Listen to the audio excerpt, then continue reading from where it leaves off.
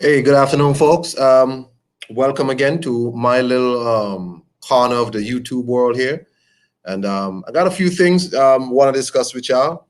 Again, if you come in and you like my content, even if you don't like my content, you can give me a thumbs down. That's fine. Give me a thumbs up, preferably. Um, I usually just do little headlines from around the boxing world, the combat sports world. And today we have mostly boxing talk. We have some Jaron Miller news, we have some Callum Smith news, we have some Canelo news, Billy Joe Saunders news, all of that. So just give me a second, let me pull some shit up, and I'll be with you, man.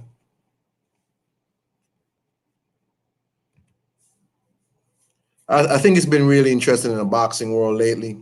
You just had the Wilder Fury 2 press conference. And man, I gotta tell you, that press conference was dead as shit. That press conference wasn't on nothing, boy. Um, I was one of them people who was saying, it doesn't make sense not to have a press tour.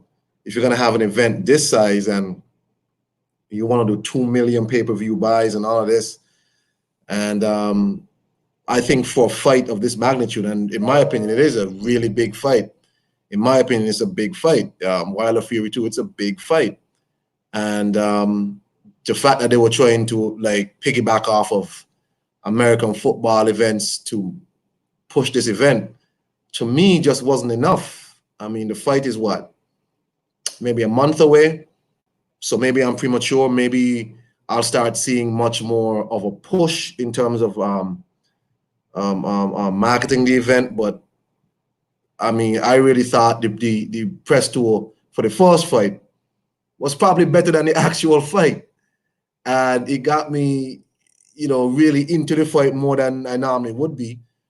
And then when the decision to not have the press tour was announced by Bob Arum, I just remember being confused and wondering, why not do a press tour for this? I mean, you want to do all these buys. It's the biggest fight since, I think people are saying Lennox Lewis versus Mike Tyson, the biggest fight in America, I guess.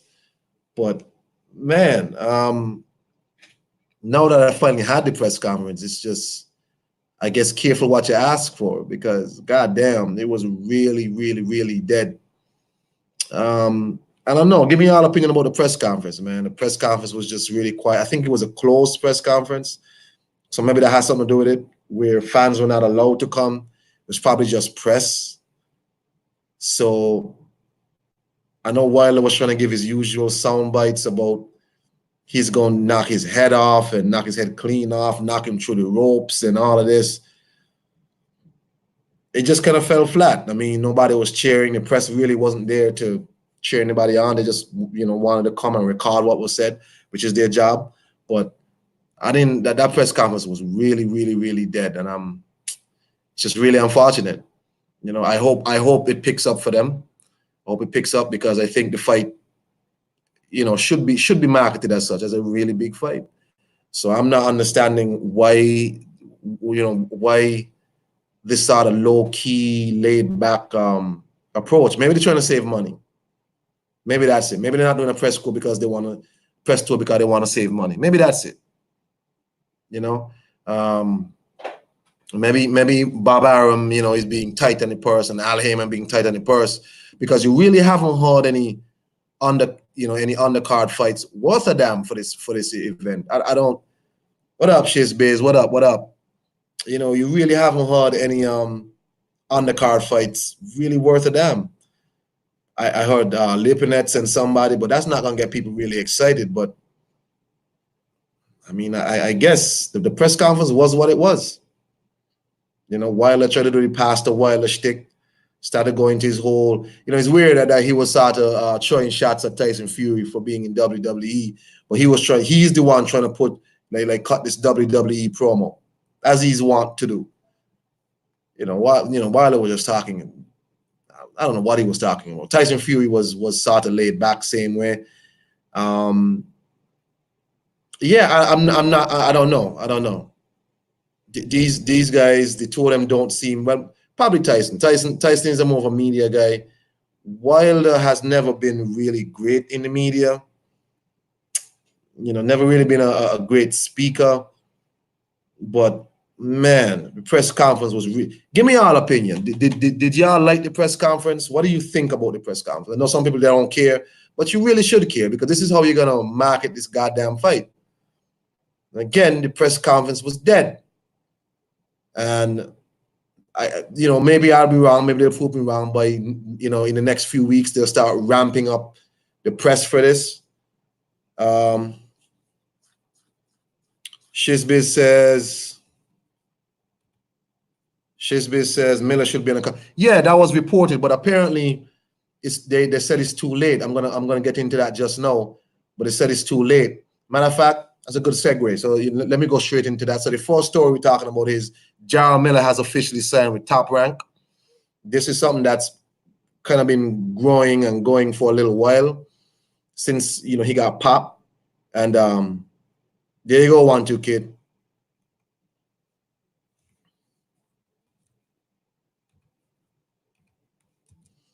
If anybody wants to jump on, Shizbiz, 1-2 kid, if y'all want to jump on, let me know. So press conference was cringy. I agree, 1-2 kid. It was really strange. Like I didn't really understand. I mean, I was wanting the press conference, and then it just didn't happen. It just didn't. In my opinion, they probably should have just not had a press conference. If that's what it was going to be, that was a waste of time and resources. It just was. It just was. The place was dead. Wilder was talking his shtick. Tyson was subdued. It's like Tyson was on his strong medication that day, and he was just laid back. I don't know what the fuck was happening. But anyway, so the first headline that I want to go over is Mr. Jarrell Miller verbally, or apparently now by this time, officially has agreed to the Top Rank deal.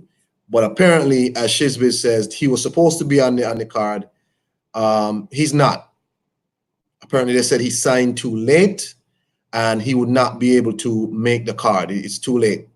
So unfortunately, Jarrell Miller is not going to be on that card. In my opinion, Top Rank and PBC have enough fighters that they could put guys together to fight, make it a PBC versus Top Rank event. I'm not understanding what's the holdup here.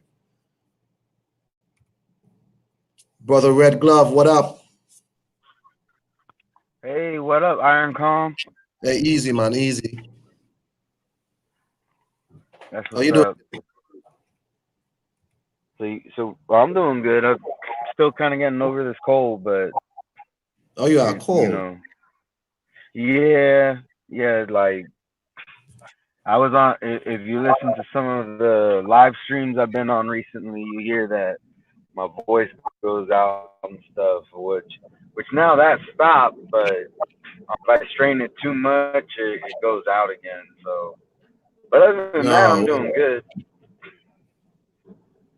Well, hey, man, But I'm so glad you're okay, man. I'm glad you're okay. thanks. Glad you, So hey. Miller, he signed with Top Rank Yep. officially. Miller has signed with Top Rank. Apparently, as I was saying, that he's not going to be on the Wilder Fury card. I think I had did a stream before, and I reported that he was going to be in the card. Shizbiz just said he was going to be in the card, but reports are saying that he's not going to be in the card because the agreement came too late, and he wasn't going to be able to get him a fight on that card. So. Yeah. So let me just pull up the source. Go ahead. You were saying. I would think that him being a professional, and knowing when his ban was gonna be up, that he would at the very least, be ready for like a tune-up, a couple months before his suspension was up. Like it's not like they didn't let him know when his suspension was gonna be up. Right. So, I mean, I Failed think, the test. huh? Jarrell Miller failed the test in last year June. He is no. What would have been the backlash if Eddie Hearn had signed the Jarrell Miller? Oh, I'm sure there would be. I'm sure there would be a whole lot of backlash. Saying, "Oh, he signed to cheaters and all this stuff." Like American promoters have never signed a cheater before. You know, but I mean, the You know, guy didn't. The guy go got a ahead. suspension, and even though I think his suspension should have been longer, um, they gave him the suspension they gave him. Now Right. they say that he can come back. So I'm not gonna fault anybody who signs him, even though I disagree with the length of his suspension. I mean, it is what it is. Can you see this article? Just give me a moment because I'm driving. Well, I'm no, at. no, no, no, no. Don't bother. Don't bother. Don't bother. Well, this is an article from a website named Bad Left Hook, which is, it's an RI website, and they were saying signing this guy to a multi-fight deal sounds iffy, both from an ethical perspective of brushing aside his wrongdoing, and the practical perspective of banking on someone who's already flushed heaps of marketing capital down the drain. But Bob and Co are kind of desperate. They spent a ton on Tyson Fury without having anyone for him to fight, leaving the champ to fight the likes of Tom Shores, Otto Wallen between cracks at free agent Deontay Wilder. What's your opinion on that? I mean, I understand what they're saying. That there is an ethical thing. Like just because he's clear, just because the suspension is up, doesn't mean that you necessarily have to sign him. I mean, we have to keep in mind this is a business, and Gerald Miller, he's always been somewhat controversial because he's not afraid to get in the competition's face and push them in the press conference, even if he's not fighting them next. Remember he got all up in AJ's face, and I think promoters like that. When they have a fighter who can promote themselves, that's less work for them. So I can't say that I blame them. I mean, ethically, yeah, I agree. Like these guys should be just because they got a slap on the wrist doesn't mean that you can't really make them pay for their wrongdoing. The only problem with that is if you don't sign them, somebody else is probably going to do it, and he's not going to learn his lesson. He's not going to get that extended unofficial suspension anyway. So you might as well just sign him, and if he fails again, then I mean that risk it's a risk. I mean, if he fails again, maybe I don't know if they're able to put that in a contract where if he fails while before his first fight, if he fails another test, that they can terminate his contract, something like along those lines. But yeah, I mean, I don't blame them for signing him because if Bob didn't sign him, somebody else was going to do it. He's not going to get that justice that we would like to see him get. I think somebody had asked me, like, this was like last year, we were on the stream. Somebody had asked me if I think it was Black. He asked me if I think Eddie Hearn will work with John Milligan. I said, yeah, because the heavyweight division is thin. There's not a lot of great fighters even coming up. There's not a lot. The pool is really small. And he'll probably do it. Promoters work with people they don't want to all the time. This reminds me of MMA, where this fighter Josh Barnett, he was supposed to fight Fedor on a card with his organization. They make clothes. It's called Affliction. They had their own MMA show. It was doing pretty good actually, and then he was supposed to fight Fedor as a main event for the second event or third event, something like that. And he pissed hot, and he essentially destroyed the entire MMA show. They didn't do another show after that because they dumped so much capital and so much money into that event. that when he pissed hot, they couldn't recover. And the zone did the same thing with Jarrell Miller, where I mean, so much. They had a press store. There was, I mean, big. There was commercials. There was billboards. There was, I mean, a lot of money went into this. And then when he did that, it really did a lot of damage to what they were trying to do, right? It really just, So I understand what you're saying, but I also would understand if people would be wary about selling somebody, because this guy, and he's never been really never offered any mea culpas, never really, he only came out and apologized after the tests came out. Jarrell Miller, and even though he's back again talking shit, like he's gonna expose this and expose that about his drug test and all types of bullshit. And this is the type of person that Top Rank needs to be very aware of, because this is a person who is not self-aware. He doesn't have a lot of he doesn't do a lot of introspection, it looks like, and seems to blame everything on external forces for his lack of exposure and his lack of success. So, I mean, I understand that if it wasn't Top Rank, it was going to be somebody else. But this is why boxing really does need an overarching governing body, because someone like this with such an egregious violation of violations really should be out a little while. And I'm not gonna sit here and shit on the man because he has I guess a family to feed, but this is not an example. And I wish Top Rank the best. I hope Jarrell Miller does not do anything stupid again, because that really would be the end of his career. That really would be. So that's that for Jarrell Miller. Go ahead, Red. You want to say something? Well, not anything specific. I mean, I'm here to conversate though. But no. Yeah, I definitely understand that.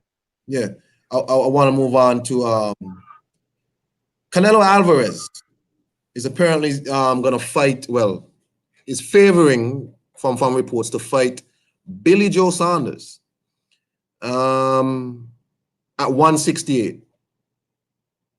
What's your thoughts on that? I mean, I think it's a good fight. I mean, right now it's hard for me to criticize Canelo on anything, and I'm not a Canelo fan by any means. Like I've been very harsh on him, but as of late, I mean, I really can't. I mean, he had the unification with Jacobs. Then he moved up 2 weight classes and beat Kovalev, knocked out Kovalev. Now he's going back to 168. Even if he were just to take a light touch at this point, I wouldn't be able to really, not being unbiased, I wouldn't be able to really criticize it. Billy Joe Saunders, he's not the most exciting fighter in my opinion, but he is a tough fight for anybody. And he seems to be one of those guys who really fights to the level of his competition, a lot like Tyson Fury. When he knows that he's fighting a pushover, he kind of laxes. If he knows that the competition in front of him is coming to win, he takes that fight a lot more seriously. So, I think it's a good fight. I mean, Canelo is just building his legacy. As long as he doesn't fail any further tests, any further drug tests or anything like that. I mean, whatever he does next, as long as he's not fighting like an outright cherry, like trying to fight Josecito Lopez again, something like that. As long as he's not doing something like that, I really can't criticize him. I think this is a good fight considering his last couple fights.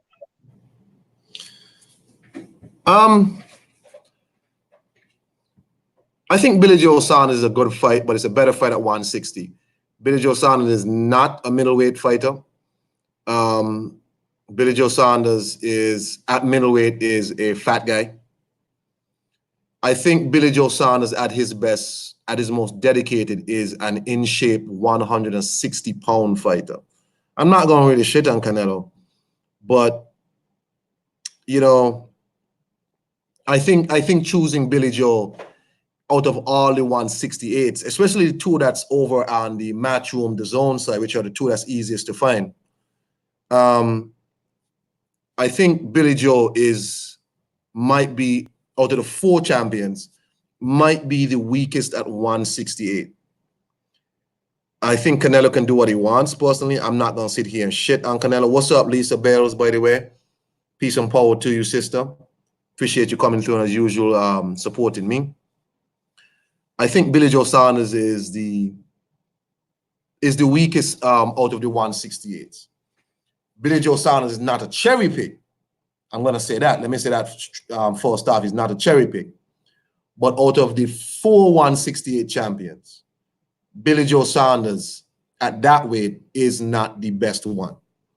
Billy Joe Saunders at 160 is a different fighter to 168. 168, he just looks fat. He just looks like a chubby dude who doesn't want to cut weight. And I think he's the easier touch at 168. And I mean, I don't mind, because Canelo has been putting in a lot of work in boxing. Tough unifications against Triple G and Danny Jacobs, and moving up to 175 to fight Kovalev, who people are now saying it was an easy touch. I'm not. I mean, if a man moves up 2 weight classes, there's no easy touches. I don't want to hear that. So, but in my opinion, Billy Joe Saunders is not. I think Callum Smith would have been a tougher fight for Canelo, even though he had a really bad fight against John Ryder. I think Callum Smith is a better fighter at 168 than Billy Joe Saunders. I still think so. But hey, whatever Canelo chooses to do, I'm not going to shit on him at all. I wish him the best. And at least Billy Joe Saunders finally gets a big fight at 168 or 160, wherever, because he wasn't doing shit with Frank Warren. So I hope Billy Joe gets in shape, because, I mean, when he won that belt, he didn't look good at all. That's my opinion. So,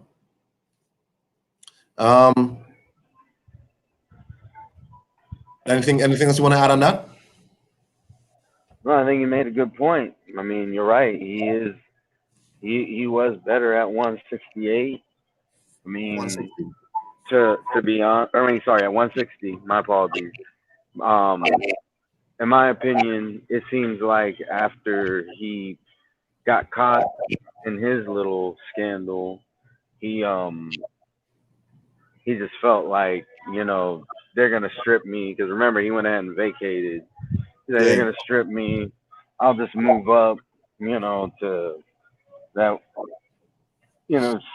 I don't know any other ways to put it, but where he doesn't need to be as disciplined with his weight. So I agree. And that's the problem. Yep. Can you see Billy Joe Saunders coming in a ripped 168? I can't. Not right now. I can't. No, because even at 160 he had issues, and it's just really weird. So I don't know. Again, I mean, it's an easier touch at 168, but it is not a cherry pick. I don't know if that make any sense. Because Billy Joe Saunders is a good fighter. He's a really good fighter, but he's at his best at 160. Yeah, I agree. Speaking of the guy who might not get the Canelo fight, Callum Smith. Callum Smith is apparently going to, if he doesn't get the Canelo fight, he is opting to move up and fight Gilberto Ramirez, Zerdo Ramirez, for the WBO 175 belt. That was reported by Boxing Scene. Let me put that up for the people who can see. I know you driving, Mr. Red Glove. You keep your eyes on the road, sir. Well, I'm not driving now. I was driving before, but at this point, I'm on my feet. Oh. Well, here's the source: with the Callum Smith open to face Gilberto Ramirez if no Canelo clash. So it states that he's willing to move to 175 pounds to take on Gilberto, who is the mandatory challenger to the vacant WBO light heavyweight title. That's according to Joe Gallagher, who who's saying that Canelo Smith in May. So he's saying if it doesn't happen, they'll move up to fight Ramirez. Now, for those who don't know, the reason why Billy Joe Saunders got his shot at the WBO 160 is because Ramirez vacated that title and moved up to 175. There was a back and forth between if he moved up or not, and then he finally made it official. And then Billy Joe Saunders fought some guy. I think his name was Shefat Isufi. Fought him for the vacant 168 belt while Ramirez moved up. Eddie Hearn and Bob Arum were actually having a conversation about unifying with Ramirez at 168 with Callum Smith. And that was another disappointment for Callum Smith before all of this. So what do you think about Callum Smith moving up to 175? I mean, I don't think it's a good idea, to be honest. No. I mean, he has work to do where he's at right now, and I mean, to be honest, I don't even think he can necessarily beat all the guys he needs to beat there at 168. He's gonna move up where you have guys like Betterbeeve and Bivol. You know, like I don't think that's a good move at all. I'm not even sure he beats Zerto. Wow. So you think Callum Smith at 175 is not a champion? I don't know. I mean, it's one of those things. I mean, he could prove me wrong. I'm not gonna sit here and act like he's not a professional and that he's not a good fighter, because he is. So he could prove me wrong. I mean, there's really no way to know what a guy's gonna look at a weight till he fights there. But I'm just saying, if just based off of what I've seen and what I know, I'm not sure he even beats Zerto. I'm just not. Lisa Bales agree with you. Lisa Bales say, I mean, Ramirez may beat Smith. So, but I mean, people have commented that Callum Smith seems to sort of he looks unhealthy at 168. Like he looks like he sucks down a bit to get to that weight. Like he doesn't look. I've never seen Callum Smith outside of boxing because he doesn't do any social media. He doesn't do anything like that. So I don't know how he looks outside of a boxing ring when he's at fight weight. If he blows up, if he's a big guy walking around, I don't know. I don't really know him that much, but I mean, to me, he looks a bit unhealthy at 168. You can see his cheekbones. He looks really pale. He kind of reminds me of Robert Easter, where Easter used to look really bad at his weight, right? So I don't know. I mean, if he doesn't get the Canelo fight, there's absolutely nothing else at 168 for Callum Smith to do. Nothing else. Nothing. I think because he's not gonna get Caleb Plant, he's not gonna get Benavidez. If he moves up, does he have to vacate his belt? I mean, I don't know, because these sanctioning bodies, they do whatever they want.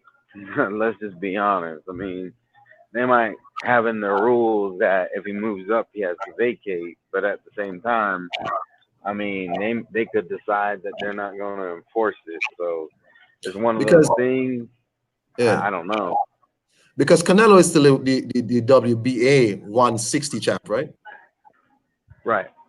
Right. So he didn't vacate. He moved up 2 weight classes. So I don't know if this Callum Smith move up is just for that fight or what, because I don't know if I agree with you. I think 175 has a few fighters that'll do something bad to Callum Smith. Because remember, Bivol had already said he would come down to 168 to fight Callum Smith. He would come down. Lisa Bale says Smith definitely has the physical dimensions to be 175. So maybe it's maybe. So I'm telling you, like I've seen Callum Smith before in the boxing ring. Never seen him outside the boxing ring, and but inside the boxing ring, he always looks sort of malnourished. He doesn't look strong to me, you know. So I'm wondering if he doesn't have to cut that weight and he's allowed to keep weight on, you know. But Ramirez was always also another big 168 guy. So what is he gonna look like at 175? So I think it's a good fight personally. I think Ramirez might fight him, but I'm also not really impressed by. I don't know. For me, the little bit I've seen of Ramirez, I have not seen a lot of the gentleman myself. So you guys who watch a lot more boxing than me, you probably would have seen a lot more Zerdo than I have. From what y'all have seen, is Ramirez a higher caliber fighter than Callum Smith? Is he? I kind of think he is. Mm. Um, in my opinion, it's like I said, the, Smith could completely, he could completely surprise me and like be a completely different fighter, just based off of what you said. If he's cutting weight too much and that's hindering his performance, Mm. then yeah, he could definitely be a completely. It makes a big difference. It really does. I mean, there's a reason why these weight classes exist, and so I mean, you bring up a good point. If he's cutting weight too much, he could be a very different fighter. And I'm just saying, based off of what I've seen, I actually think Zerto beats him, but Mm. it remains to be seen what he looks like at 175. Right. I think I think also if he moves up, there might be an opportunity because he's the WBA champion 168. If he moves up to 175, it might also put him in a higher ranking for Bival's belt. And Bival is having issues fighting opponents. Um, I know Eddie Hearn was reaching out to Battle Jack and these people to try and fight Bival because Bival has already beaten people like Pascal and um, even Joe Smith, who just won his fight, already beaten him. So in terms of the WBA area, Dimitri Bivol has pretty much cleaned up. So if Callum Smith moves up to 175, probably he's going to have a higher ranking in the WBA 175. Um,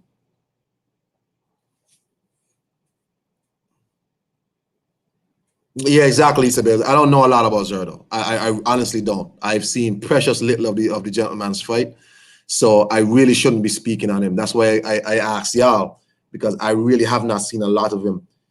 He doesn't seem to be a guy who has done a lot of work in terms of his career, and I don't know if that's something that would mean he's inexperienced. I don't know what it means for him, but I think for both of them, they should have fought at 168 before he moved up. But I think if he doesn't get the Canelo fight, he really should go up to 175 and fight for that belt because there's nothing else at 168 for Callum Smith, and I don't think there's anybody in WBO that's worth a damn that anybody cares about Zerto fighting, right? Um, Again, so if he moves up and he is in a high ranking to fight Bivol, more than likely they're gonna put him in with Bivol. If if if he beats Zerto, if he beats Zerto and he's a WBO 175 champ, right? And he has a high ranking in the WBA, and would we see a Bivol versus Callum Smith unification, and how would that go? Right? Me personally, I think Dimitri Bivol is a level or two above Callum Smith. So I don't know, man. Go ahead, Red Glove. Yeah, I agree. I mean that, and that's what I'm saying. Like Big Bivol and I think Better Be as well. I think they both. I think they both beat him. I just I don't know. Like I said, if he's a completely different fighter because he's not cutting weight so much, it's different. But like that's a tall order, even if he looks good at 168. I mean, or sorry, at 175. I mean, because I mean those guys, they're a couple notches above him. Yeah. What Joe Gallagher is saying is that if Billy Joe is out of the equation, then we cannot fight any of the champions. Benavidez is fighting, Durrell is fighting, Plant is fighting, so we'll make use of a voluntary, and he'll have a defense in America. I don't know who I get 168 is a weird division because I mean, other than the champions, I don't care about anybody else at 168. Nobody. Maybe Danny Jacobs versus Callum Smith. Maybe that fight. Right? But then again, would Danny Jacobs want to go straight into a title fight? No. Or would he want to grow into 168 more? 168, the pool is really thin. Nobody really cares about a lot of the fighters. It's one of those divisions where people, I mean, I said before, that division has to unify, otherwise it doesn't mean anything. That's my opinion. But if, go ahead.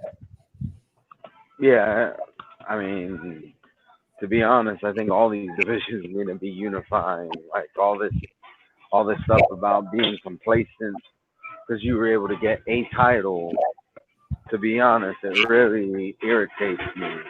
And that is one criticism I do got to give to Canelo Alvarez because he beat Kovalev and then he wasted no time to vacate and Right. back What was the point? back to these other guys at 175. You know, I think it's important that they try to build their legacy at a weight class. Try everything, and I understand it's easier said than done. A lot of these other guys, they don't. They're on the same shit. Oh, I have a title, and that's good enough. Oh, that guy, oh, I would beat him, but they won't show it. They just say that they would beat them. Like, and that's just it's unfortunate that that's what we have to deal with a lot of times. But I think it's very important that instead of just moving up, fighting a champion, getting a belt, then moving up, moving back down, doing all this stuff, it's you know it gets very irritating. But Right. yeah, they need to. Somebody needs to say, you know what, this is my division. All right, I'm the king of the hill. Anybody who says otherwise needs to come and see me. That's what I Right. want to see in every division, including Right. 175. Peace and power, brother Samuel Shaw. Yeah, man, I got a little bit of a small channel here. I get my little, 10 views every now and again. People like Lisa Bales and Red Glove and One Two Kid support me every now and again. So I get my little, 10 likes, 10 views every now and again. I'm big time, right? So anyway. No, well, hey, look, I'm hoping that, I agree with you. Canelo won the belt, and then he won the belt, then vacated, then it's chaos again because you vacated. For me, if you win a belt, the next obvious thing for you to do is fight the other champion. But then boxing is such a strange sport where it's all these alphabet belts, and to me, it's not getting any better. Um, I'm not sure. As I said, the Callum Smith situation, Callum Smith, if he does not get the Canelo fight, he should fight. He should fight Zerdo. There's nothing else there. There's nothing else there. Nothing. There's nothing else left for him to do. And that's a goddamn shame to say, because he came off a high when he had won the World Boxing Super Series, and then he kind of went just dark for like a year because he said his wife had a child, so he wanted to stay home with the child. But man, Callum Smith has some work to do. But in terms of my three topics, that's it. But what was your opinion on the Wilder Fury 2 press conference, Red Glove? I'm gonna be honest, I haven't seen it. I haven't got around to watching it. All Yeah. I know is all I know is what I've heard. I heard that it looked pretty weak and dead. Um, so I still got to go and watch it myself to see if that's true. You know, because despite what anybody thinks, I'm not here to just tear down Wilder. Mm. Like anybody who's seen me since I first got on YouTube, one of my first videos was actually bigging up Wilder, because they were trying. He was trying to supposedly he was trying to make a fight with Brian Jennings that never actually materialized. And it wasn't until later, after disappointment after disappointment, that I became very cynical when it comes to Wilder. So so I do want to see if it's true. I don't want to just say, oh, it was dead. Nobody cares about this fight. But if what I am hearing is true, that it was a boring press conference and that it looked pretty empty, that coupled with the rumors about, that he did somewhere between 138,000 to 300 pay-per-view buys is not looking good for him as far as all that A side talk that people like to push out there. Man, I gotta tell you, I watched it, and I'll be honest, man. In my opinion, it was dead as shit too. It was really dead. I think maybe because it was a closed. I have to say it has to be. It was a closed press conference.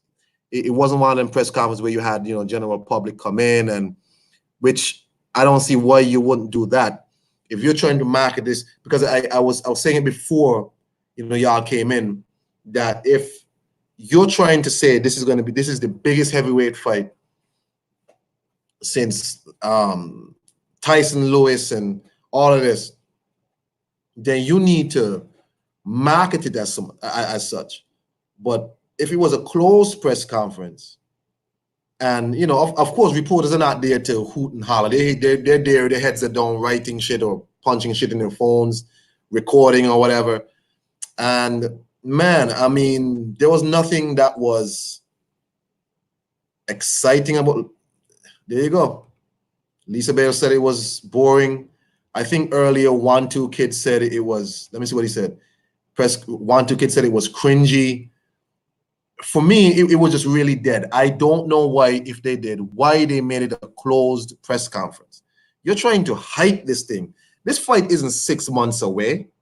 This ain't like the initial fight announcement press conference. This is a press conference which is probably going, well, from the looks of it, is the only press conference, because they said that they're not going to have a press tour. They're just going to piggyback off of the Super Bowl and college football and all of that.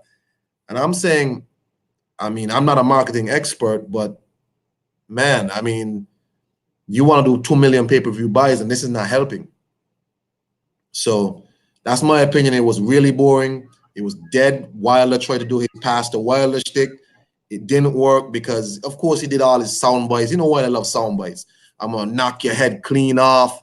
I'm going to knock you through the ropes. I'm going to do this to you. And it just fell flat because nobody was in the room. It was just press, it looked like. And the press is not going to hoot and holler for that. So Tyson Fury looked like he was on his meds. So he was really subdued. Man, it was just, I was one who wanted the press conference. I was like, why not? Why not have a press tour? It's a big fight. It's bigger than the first fight. And then it just fell flat. So I don't know, man. I don't know. Have they started running ads for this fight yet in the States? Have they started doing any advertisements or anything like that? To be honest, I'm not sure, and I'm just not the best person to ask for that because I rarely, and when I say rarely, I literally mean maybe 2 or 3 times a year, watch traditional TV. Most of Oh, my entertainment comes via streaming services and yeah, YouTube. yeah. So, But so even on I'm YouTube has ads. Sometimes these people buy space on YouTube. I mean, have we seen any That's ad true.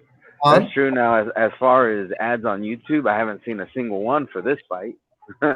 not a single one. But to be fair, because like I said, I'm not, despite what anybody thinks, I'm not a Wilder hater. So to be fair, usually you're not gonna see those until probably Right. a couple weeks before the fight. So there, so just to be clear, I haven't seen a single one yet. But the fight's not until February 22nd, if I'm not mistaken. Yeah. So that's pretty much the norm. I don't really see them do advertisements a month out. You know, maybe 2 or 3 weeks if they're really pushing it. They'll maybe 3 weeks before the fight you start seeing these advertisements on YouTube. No doubt about it. And again, I was saying earlier, like maybe it's too early, and I'm jumping the gun. Maybe it's too early because they want 2 million buys. If you want 2 million buys, right? In my opinion, you gotta be doing more than this. But because that press conference yesterday not gonna cut it, buddy. You gotta see the. Yeah, I mean, and um, I go ahead. completely agree with you on that. Like you're trying to get 2 million buys. I mean, don't get me wrong. Like I said, the advertisements the fact that I don't see advertisements that doesn't concern me. The Mm, concern does come from the fact that they're not really doing a press tour, like a real press tour, like you would mm. normally do. And don't get me wrong, they're gonna get a lot of eyes from the Super Bowl. Yeah, But yeah. the reality is this, you know, he's had millions upon millions of views on that knockout of Dominic Brazil. But how much did that really do for him when he fought Luis Ortiz on pay-per-view? You know, you can get people just because people see you doesn't mean that they're going to be willing to pay to see you the next time you're on TV. Flame on says the first fight press conference was way better than the first fight. They better. It says they better have a fake scuffle or something because yo, Flame Um, on, they better do a fake fight or some shit. Somebody better slap somebody's mom or something because I'm Red Glove. You gotta see it. When you watch it, watch your opinion because don't let my opinion get sway anything you just go watch it because in my opinion, boy, that press conference wasn't no shit. Um, oh yeah, I'm going to form my own opinion when. I mean, I listen to a lot of people's opinions on YouTube, but at the end of the day, yeah, and I mean, this comes to anything. I mean, that comes from movies. That you know how many times people told me that a movie was garbage, and I go to see it and I enjoy myself. So, I take what people tell me in account, but I also take in account that that is their opinion, and that opinion is not fact. no doubt So about it. I'm No doubt about it. I'm gonna watch it with an open mind. But I mean, if it looks dead, it looks dead. If But it then when you watch it, I want you to tell me if it was closed to the public because I think only one press conference was closed to the public. That in the first fight, that was the one in England. That was closed to the public. But they just seem more energized for they just seem more amped for the first fight, right? Even when it was a closed press conference. There you go. Shizbiz is asking, where were the fans at? I'm saying that had to have been a closed press conference. It had to have been. But you don't have closed press conferences a month out. You have closed press conferences like when you're just announcing the fight. Like should have been last year, right? So again, I'm not a marketing expert. Maybe there's a method to this. I don't know. Lisa Bale said, I saw a lot of ads on YouTube prior to Wilder Ortiz too. There you go.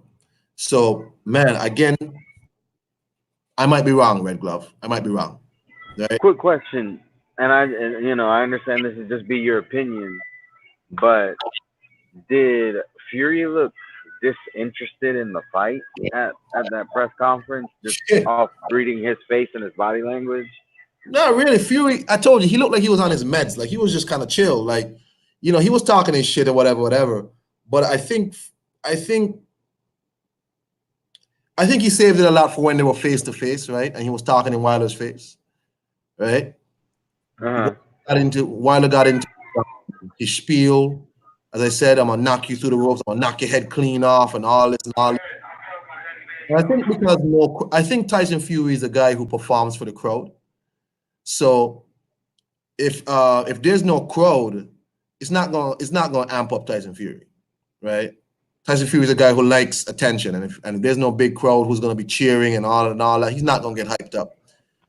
So Okay, that makes sense.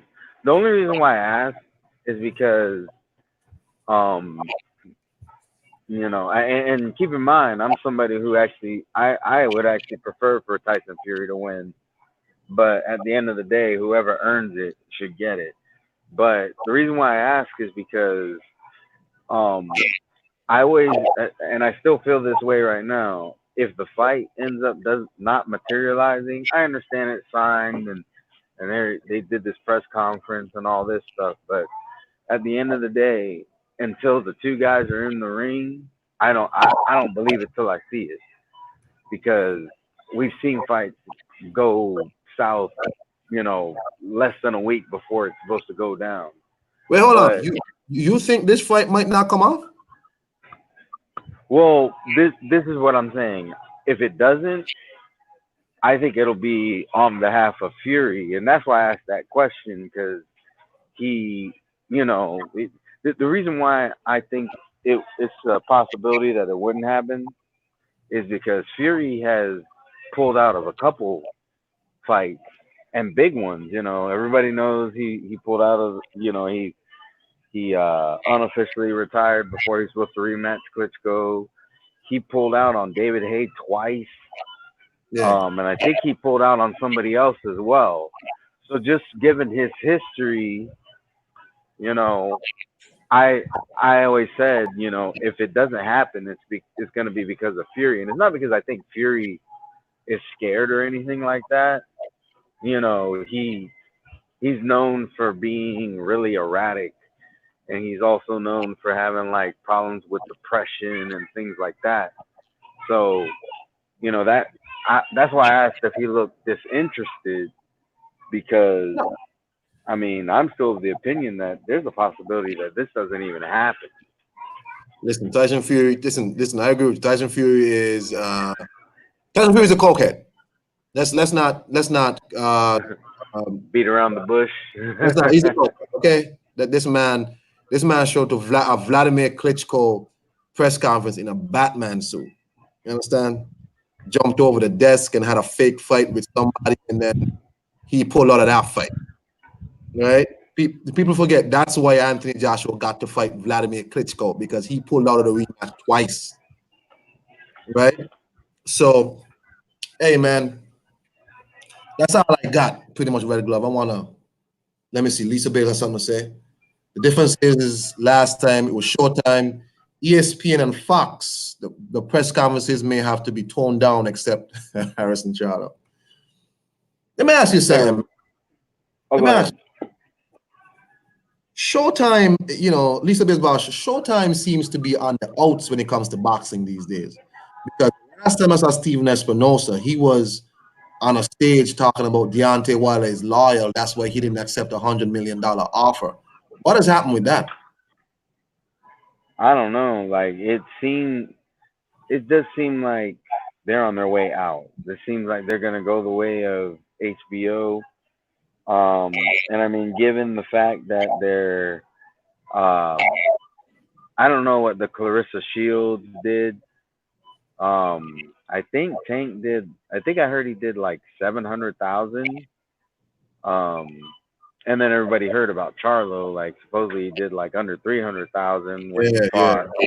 And this You is know, supposedly like free, or like quote unquote free. yeah. And my understanding is that Fox does have like a very good deal with the PBC. Mhm. It seems very likely that Showtime Boxing is just on its last leg. So it could be the end of another era. We saw. Hello? What happened? Red Glove cut Can you off? hear me? Oh, I can hear you now. Go ahead, brother. Okay. We saw HBO leave boxing in December of 2018. It wouldn't surprise me if Showtime were to make a declaration sometime in the not so distant future that they're also leaving. That being said, I want to go ahead and take the time to tell you thank you for having me. My phone is like about to die. Man, I So I'm gonna appreciate go it. ahead. Man. I really appreciate the support. You know, when I first started, I gotta say, when I first did my little clips on YouTube, you were the first person to give me a like and to tell me good job, and I want to thank you for that. Oh, no problem. I mean, I always enjoyed your content, and it's it's my pleasure to enjoy your content. I consume a lot of content on YouTube, and unfortunately for your lives, a lot of times I miss them. When I saw you were on, I'm like, I gotta jump on because you're one of the ones that definitely keeps it real. Um, and I was very pleased to see, when I found the UGC that you already a part of it. Seeing you in the chats and everything, and that's one of the things that made me really look at the community seriously. Not saying that black wasn't enough. I'm pretty sure I would have still ended up with a UGC, but seeing you in there and supporting, the UGC, it was just like, that was definitely a big plus in my book. And then, I like what you're doing, always have. And I mean, as far as I'm concerned, you're severely underrated. But I know how it is, when you work for a living and you can't. It's not that you don't give your all when you make videos, but it's just you have other responsibilities. I know because I'm in the same situation. I don't Right, do this full time, so I right. I give I give my all as much as I can, and unfortunately, that only gets us so far. But I mean, it is what it is. There's a lot of people who rather consume BS. If that's what they want to consume, then that's on them. But for those who want to hear my honest opinion, I mean, and No, man, I hear you, man. Thank you for joining me, brother. I appreciate that, man. Thanks a lot. No, he's gone already. Anyways, man, but that's it from me. I want to thank y'all for coming on and giving me a little bit of support. Thank you, Flame On, Samuel Shaw, Shizbiz, One Two Kid, Red Glove Militant, all y'all for coming on, man. I'm gonna ask y'all, give me a little thumbs up if y'all like what I had to say. If y'all don't like what I had to say, if you catch the replay, tell me I ain't shit. I'm fine with that. At least y'all watch. I appreciate that. Thank you again. Peace and power. Have a nice day.